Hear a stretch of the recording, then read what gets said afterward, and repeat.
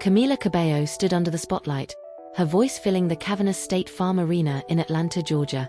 The seats, mostly empty, stretched out like a sea of shadows, with just a scattering of loyal fans peppered throughout the space.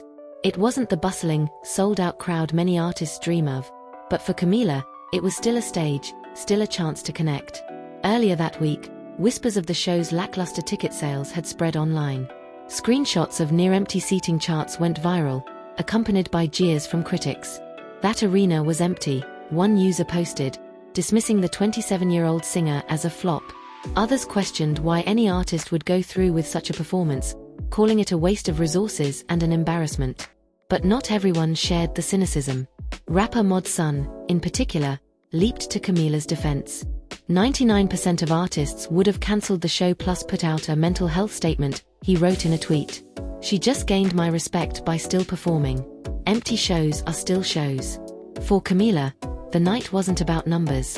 It wasn't even a typical concert, as a few insiders clarified later. This was a corporate event, with only limited tickets sold to the public. Yet, despite the circumstances, she performed with the same passion as if the arena had been full. "Being a fan is a transformative and sacred endeavor," she wrote on Instagram the next day. "The artist who gives to their community also gets, in the form of love, inspiration, and trust." For those few who sat in the audience that night, it was a memory they wouldn't forget. She sang as if the world was listening, pouring her heart into every note. Camila knew that fame wasn't about the size of the crowd. It was about the connection, the shared moments, and the love between artist and fan. Her career, which began on The X Factor as a member of Fifth Harmony, had seen its fair share of highs and lows. Since leaving the group in 2016, she had carved out her own path with hits like Havana and Señorita. 4 albums later, Camila was no stranger to the challenges of the music industry.